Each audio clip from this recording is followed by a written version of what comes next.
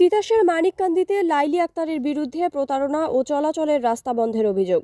তিতাস প্রতিনিধির পাঠানো তথ্য ভিডিওচিত্র দেখুন বিস্তারিত।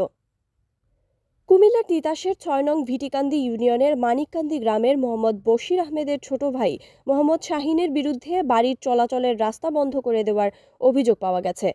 সরেজমিনে গিয়ে জানা যায়, মৃত আব্দুল জলিলের ৩ ছেলের মধ্যে প্রথম সন্তান মোহাম্মদ হোসেন, দ্বিতীয় সন্তান মোহাম্মদ বশির আহমেদ ও তৃতীয় সন্তান মোহাম্মদ শাহিন।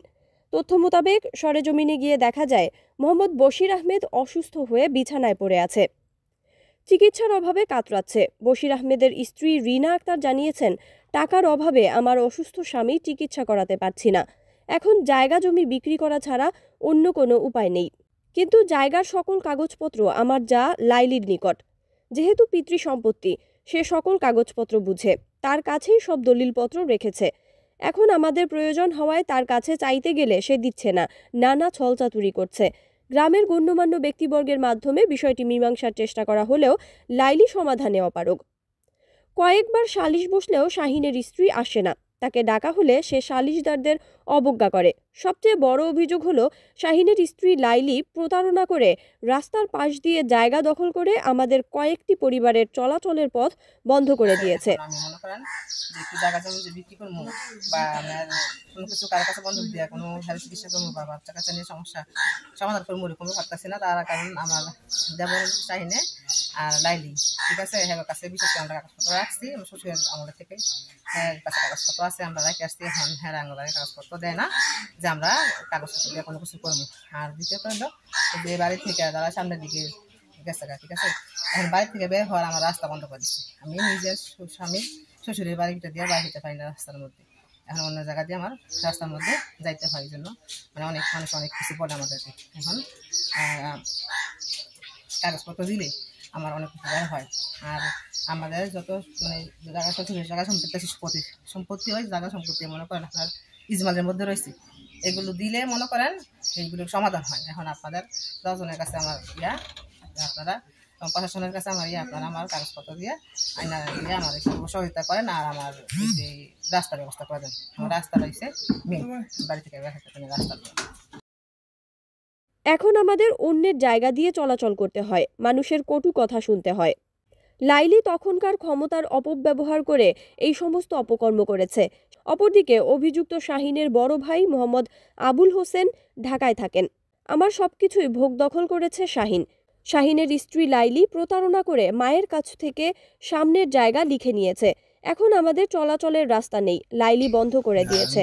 কিছুদিন আগে এবার আসছিলাম বাড়িতে, বাড়িতে আসার পরে আমি তাকে এবং আমার বোনের প্রতি একটা দিতে আছে পাহাড়পুরে বোনের দামে এবং বোন ওরাও ছিল সামনে, তাদের সামনে আরও আমার বাড়িতে যারা ছিল তাদের সামনে বলছিলাম যে এই যে তুই একটা গোপন বাড়ি যে একটা ফুসলাই আমার মায়ের একটা দলিল করলি, এটা কি ঠিক করছিস কিনা? বললো যে আমার মা দিছে। মা দিছে, তুই 8 বছর যাবত এই ব্যাপার কিছুই জানাস না এবারে, কিন্তু আজকে মা মারা দেওয়ার পরে এই কথাটা আসলো কেন? তারপর আমি শুনছি অন্য একজনের কাছ থেকে, যেটা ওই যে সাবেক চেয়ারম্যানের ছেলে জহির আমার এই কথাটা বলছিল। তার বাড়িতে গেছিলাম পরে, আপনি বললে হয়তো আপনি রাগ করবেন, কিন্তু আমি তো আজকে জানলাম ব্যাপারটা। যাই হোক, খুব অনেক কিছু করছিস, তুই অন্যায় করছিস, কারণ তোর জন্য আমি অনেক কিছু করছি জীবনে।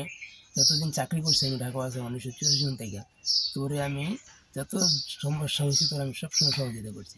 আমার বাড়িতে নিয়ে তোর ইন্টারমিডিয়েট পাস করেছি 2 বছর রেখে আমি পড়ি মিরপুর কলেজ থেকে, কিন্তু তোর আমি বেশি আদর করতাম। তোর কাছে আমার জীবন দলিল করে বলতে তোর কাছে রেখে আসছি। আর আমি এই জমি যখন জমি দখলের ব্যাপারে আমার ওই যে 2-4 গণ্যমান্য ব্যক্তি তাদের নিয়ে বসছিলাম একসাথে, কিন্তু আমার বাঘের ব্যাপারে ওই যে হাইট টাকাতে জমিটা যেটা চেয়ারম্যান সাহেব বাড়ি জানে, এই নিয়ে 11 শতাংশ জায়গা বর্ষিতে দেওয়ার কথা বলছিলাম। আর পূর্ব দিকে আমাদের একটা 19 শতাংশ জায়গা আছে, এটা করছিলাম আমি আর তুই দুজনের জমি 18 শতাংশ 19 শতাংশ দিলাম ওই জমি। আর বাকি জমিগুলা বসিরের মনে 3 ভাগের 1 ভাগ দিয়া তুই বাকি আমার ভাগটা তোর কাছে রাখিস। তুই যেহেতু ছোটো, আমি তোর পছন্দ করি এবং মাও এখন জীবিত আছে, মা থাকা অবস্থায় আমি আমার জমিগুলো আর নেবো না, তুমি দেখাশোনা করি খাই দেয়। তারপর মাসে মাসে তো আমি টাকা পয়সা দিতামই তাকে। এরপরে বৈঠকে যখন বললাম যে তুই এই কাজটা অন্যায় করছিস, তুই এই জমিটা নিজের নামে নিয়ে বাড়িও 3.5 শতাংশ নিয়েছে। এখানে যে এই বাড়ির 3.5 শতাংশ নেওয়ার পরে এখন আমাদের চলাফেরার ভীষণ অসুবিধা হয়ে যাবে। 2 জনের জায়গা কম করে দেবো, তুই এই জায়গাটা ছেড়ে দে। জায়গা দিতে রাজি হয় নাই। যাই করস, কিন্তু এইদিকে কিন্তু আমার রাস্তা থাকতেই হবে, কারণ আমার বাপ দাদা 14 গোষ্ঠী এইখান দিয়ে চলাফেরা করছে। আমরা ওইখানে খাস জায়গা দিয়ে কোনো সময় যাই না। এই জায়গা তারপরে কত যাবে, এগুলো তারা বলে কিছু কোনো কর্ণপাত করে। তখন সে পাওয়ারে আছে, যেহেতু সে আওয়ামী লীগের সাথে জড়িত হোক, আওয়ামী লীগ করুক, তখন তার একটা আলাদা একটা ছিল, দাপট ছিল, যার কারণে আমিও সেখানে কিছু করতে পারিনি। আমি পরে চলে গেছি। শহীদুল ইসলাম শাহীন। বশিরের স্ত্রী রিনা আক্তারের অভিযোগের ভিত্তিতে শাহীনের বাড়িতে জানতে সরেজমিনে গেলে দেখা যায় শাহীনের ঘর তালাবদ্ধ। এরপর মোবাইল ফোনে কয়েকবার কল দিলেও কোনো কল রিসিভ করেননি। বিষয়টি নিয়ে এলাকাবাসী ক্ষুব্ধ প্রতিক্রিয়া ব্যক্ত করেছেন। আমি গিয়ে কইলাম, আগো তার তো অবস্থা বেশি খারাপ, তোমার বাসুরের অনেক কাগজপত্র দেও, দিলে আচ্ছা একটা জায়গা জমিন দেয়া স্যাটেল কইরা তারপরে বিক্রি করলে না তার ব্যবস্থা করতো, ডাক্তারখানা নিত। ভাই কাগজপত্র তো আমার কাছে নাই। তোমার কাছে নাই কেরে, তুমি এই জায়গা যে সময় আনছো কাগজ ডাকু ও সেই দিনও এই এত লাগছে না ফেসফুস ওখানে আমি তো কয়ে দিছি তারা অফিস যাক। আমি কইলাম যে তুই অফিস যাক আর যাই যাক, ইসলাম ভাই তারা আছে, আমরা বৌমু মাজল তারা, তুমি থাকো, তুমি কি কইবা? না আমার লাগে কি এর মেল, আমি কি মেলের মালিক, আপনার ভাইয়ে গেল না মেলটা দিবেন। তখন আমি কইছি ভাইয়ে গেল তোমার লগে তুই কাজিয়া গারেঙ্গাল করতাম না, তোমার জিজ্ঞাসা করবো তারা কি হন বা শুন না, তুমি থাকো। কয় আমি পোলাটা লইয়া ঢাকা গেলাম, আমি তো ঢাকা যাইও না, থাও হোক কালকা। তারপরে 2 বার কইছি, আর হীরার কইছে না যে আমি যামুগা, রাজি দেই আর কি, তুমি থাও, তোমার কোনো অসুবিধা হইতো না, তোমার লোক কার্যও করতো না, তোমার খালি জিজ্ঞাসা করবো কাগজপত্র আছে কিনা। এর 2 কইয়া গেছি গা। তারপরে পরের দিন আবার আইছি, আইয়া দি দরজা তালা দেওয়া গেছে।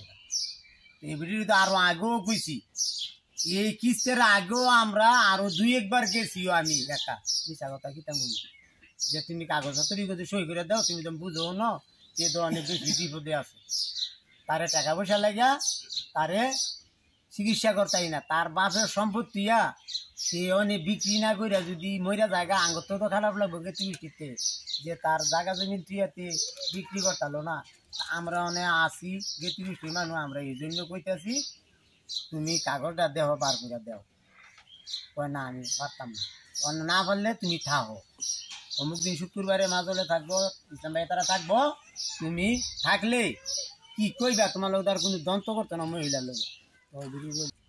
আর একক যে মনে করেন এই বাড়িটা তারা 3 ভাই, 3 ভাইয়ের মধ্যে মনে করেন 1 ভাইয়ে সামনে তা পুরাটা নিচে, এখন একটা রাস্তা রাখছেন, এই 2 জন তারা কন্দা বার হবে, এই 2 জনে যে অনেক খোয়ারের ভিতরে কার জায়গা যেমন বাপের জায়গা তুই একজনের যে নিল গা এককবারে লাগিয়ে একবার ইবেল শুক্রবারে নামাজের পরে থাকতো এই জায়গার ব্যাপার নিয়ে।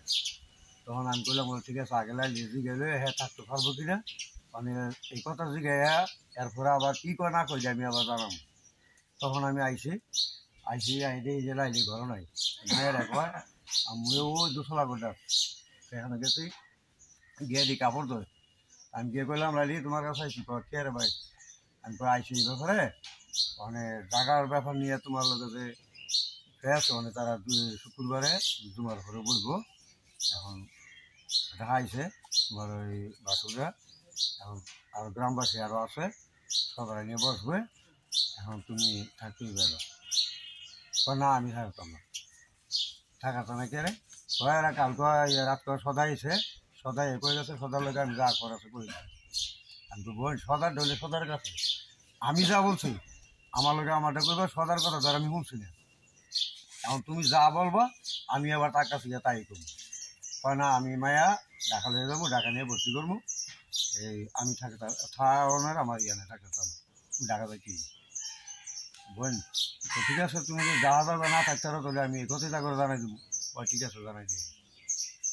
এই কয় তারা কাগজটা তুলতারে না, কি একটা কাগজ জানি তোলার কথা, তারা তুলতারে না। আমি তারা তুলতার লেগে তোমার ব্যবস্থা লইলে তুমি বলে এটা দাও না। কয় তারা ইয়াতে কম্পিউটারে ঠিক করে সচিব থেকে বাইর করে দিব, তারা আনবো আমার থেকে অধিকারী, তারা আনবো গিয়া। তা আমার দরকার আমি আনছি, তাকে দরকার তারা আনবো, এটা বলছি। কি বলছে?